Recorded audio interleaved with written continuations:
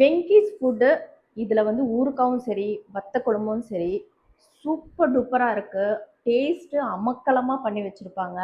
ஒரு தடவை நீங்கள் வத்த குழம்பு வாங்கி சாப்பிட்டு பாருங்கள், அவ்வளோ அருமையாக இருக்கும். இந்த எறா ஊறுகாய் வந்து அவ்வளோ நல்லா இருக்கும். அது ஃபிஷ்ஷாக இருக்கட்டும், சிக்கனாக இருக்கட்டும். அந்த ஊறுகாய்லாம் நான்வெஜ் ஊறுகான்னு சொல்லவே முடியாது, அந்தளவுக்கு டேஸ்ட்டு. எனக்கு வத்த குழம்பு ரொம்ப பிடிக்கும். யூடியூப்பில் நான் போட்ட வீடியோக்கும் இன்ஸ்டாகிராமில் நான் போட்ட வீடியோக்கும் காண்டாக்ட் நம்பர் கேட்குறீங்க. இன்ஸ்டா பொறுத்த வரைக்கும் நான் கொலாப் பண்ணியிருப்பேன், அந்த பேஜில் போயிட்டு நீங்கள் என்கொயரி பண்ணலாம். யூடியூப் பொறுத்த வரைக்கும் நான் அவங்களுடைய காண்டாக்ட் நம்பர் வந்து மென்ஷன் பண்ணியிருப்பேன். ஸோ அதை நீங்கள் வந்து நோட் பண்ணலாம். ஸோ கன்ஃபியூஸ் ஆக வேண்டாம்.